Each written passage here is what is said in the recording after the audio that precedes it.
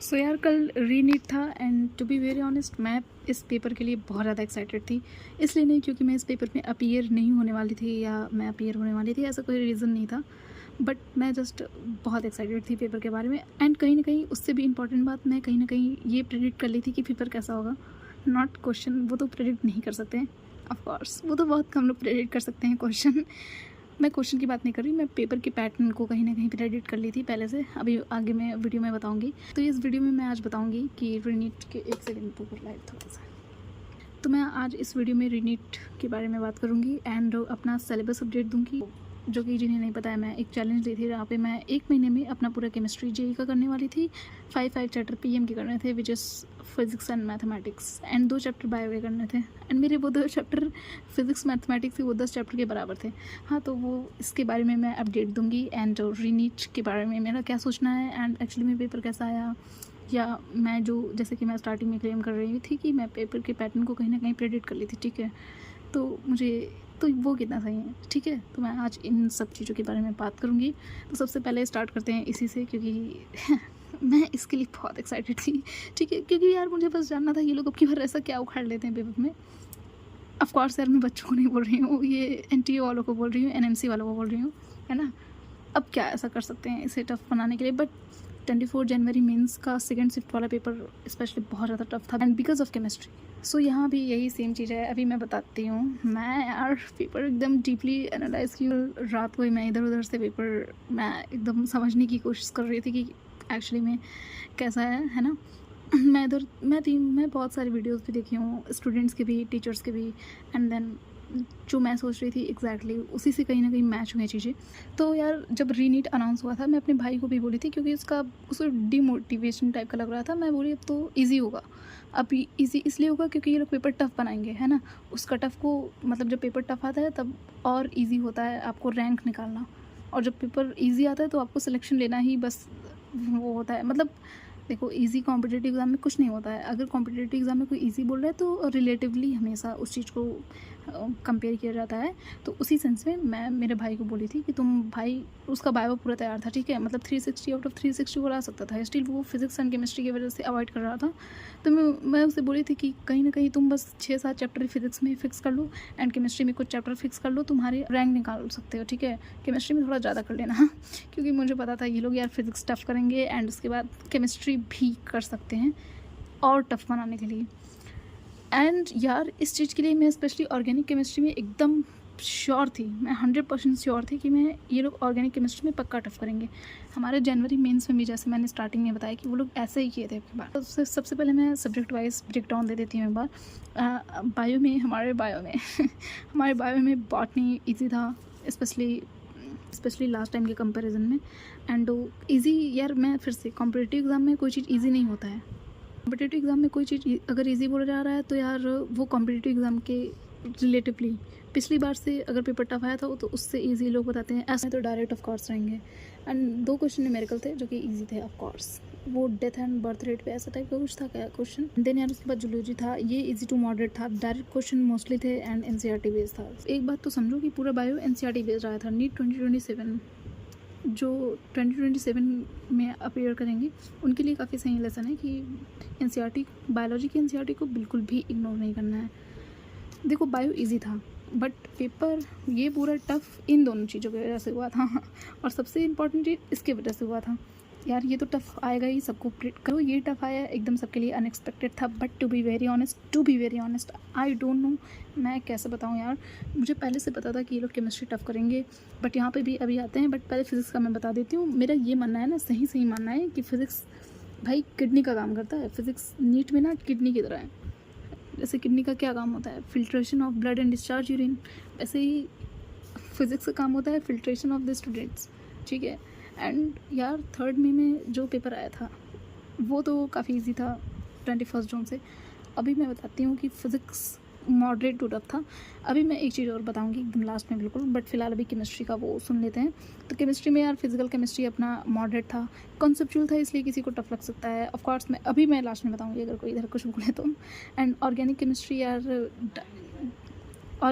यार डायरेक्ट नहीं थे, जैसे यहाँ पे बायो में डायरेक्ट थे सब चीज़ें, यहाँ पे डायरेक्ट नहीं था, ये भी कॉन्सेप्चुअल था, है ना, मॉडरेट हो गया तो आईयूसी यार, मतलब यार केमिस्ट्री वाले यार, आईयूसी में कोऑर्डिनेशन कंपाउंड से 7 क्वेश्चन आए हैं, मतलब इसमें 7 क्वेश्चन आए हैं यहाँ से, सिंगल चैप्टर 7 क्वेश्चन आए हैं। सोचो एक कॉम्पिटेटिव, इतने बड़े कॉम्पिटेटिव एग्जाम में 7 क्वेश्चन आए हैं एक चैप्टर से मात्र। चलो ठीक है, ये सब तो बात बोल दी। पूरा रीनीट का पेपर इसलिए टफ हुआ है ना, क्योंकि यार इतने सारे स्पेकुलेशंस, रीनीट का पेपर वापस से लीक हो गया है एंड वापस से इन सब चीज़ों को 1 महीने तक झेल के रखना, ये सारी चीज़ें, बहुत सारी चीज़ें जो एस्पिरेंट्स की मेंटल पीस की ऐसे की तैसे किए थे, उस वजह से पेपर और भी टफ था। क्योंकि यार इससे इतने ज़्यादा कंट्रोवर्सीज अटैच थे ना, इसीलिए ये पेपर और ज़्यादा टफ हो रहा था। ठीक है, बट बायोलॉजी इन्होंने कुछ ज़्यादा इजी दे दिया था। बट अगर कोई ये सोच रहा है कि बायो इजी दे दिया क्या ही फ़ायदा होगा, यहाँ पे तो जो बच्चे मेहनत किए थे उनको कुछ हो ही नहीं पाएगा भाई। फिज़िक्स इसीलिए है, ठीक है, फिज़िक्स इसीलिए ही है बस। जैसे हमारे जेई में मैथमेटिक्स का मेजर रोल ये करने का रहता है कि बच्चों को फ़िल्टर करते हैं, वैसे पूरा जेई का exam he exam of rejection है। ठीक है, ऐसे नीट भी है, इवन सारे कॉम्पिटेटिव एग्ज़ाम ऑफ रिजेक्शन ही होते हैं, क्योंकि इतनी सीट ही नहीं है, इतने लोगों को एडमिशन थोड़ी ना ले लेंगे भाई। तो बात यही है। एंड जो पेपर कुछ ऐसा ही था, मतलब ऑल ओवर पेपर देखा जाए तो टफ़ माना जाएगा, मॉडरेट टू टफ़, है ना, क्योंकि बायो इजी करती थी, दैट्स वाई मॉडरेट में बोल रही हूँ। बट जो इतना सारे कंट्रोवर्सीज इनसे चल रही थी ना, इसीलिए ये पेपर टफ साइड पे भी थे। ठीक है, क्योंकि इतने सारे मेंटल ट्रॉमा सब लेके झेल के एक पेपर को जाके देने में, एंड ऐसे शांति से कोई पेपर हो रहा है कंडक्ट करवाने में, तब अगर ऐसा पेपर आता तो डिफरेंस होता है दोनों में। तो यार मैं अपने सिलेबस का अपडेट देती हूँ। हाँ तो यार ये मेरा एक सेकेंड वेट, हाँ तो यार ये मेरा कुछ लग रहा है, मेरा वो जो 1 महीने का पूरा था।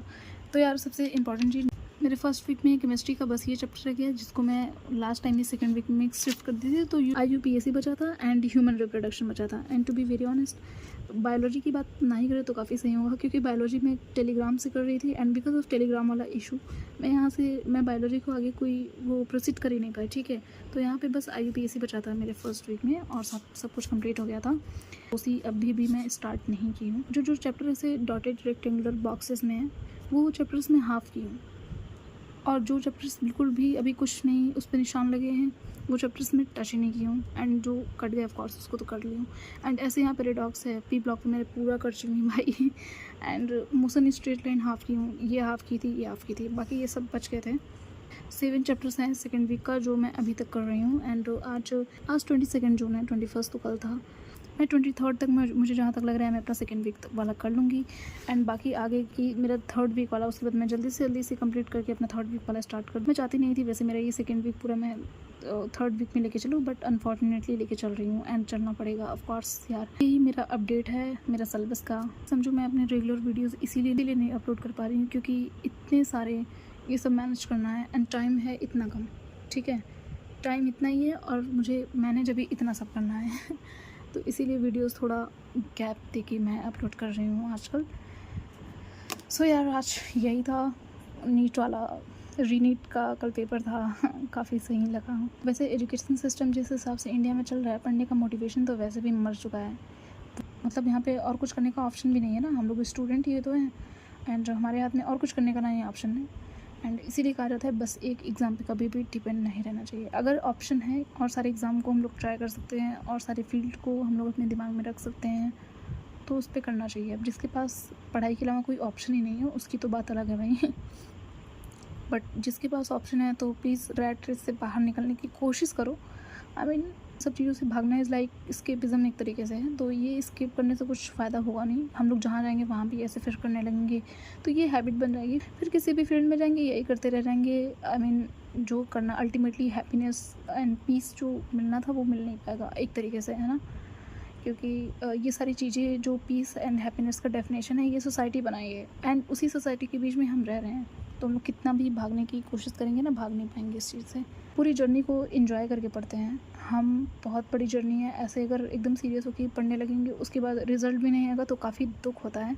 इसीलिए जर्नी को थोड़ा सा एंजॉय करके, थोड़ा सा उसे रोमांटिसाइज करके पढ़ते तो काफ़ी सही लगता है। ठीक है, इतना प्रेशर नहीं फील होता है या इतना घुटन सा नहीं फील होता है। एंड सबसे इम्पॉर्टेंट चीज़ यही है कि हमें ये चीज़ें नहीं फील करने देना है खुद को। खुद की पीस को काफ़ी मेंटेन करने की कोशिश करना है इस जर्नी में। यार बस आज के लिए इतना ही। एंड यार आज मेरा तबीयत भी सही नहीं था, स्टिल मैं ये वीडियो बना रही हूँ, जस्ट जैसे तैसे शूट कर रही हूँ क्योंकि ऑलरेडी बहुत टाइम हो गया था मुझे वीडियो शूट करे, मुझे अपलोड किए हुए। That's why I am here. And ठीक है, बाय, अब नेक्स्ट टाइम मिलेंगे।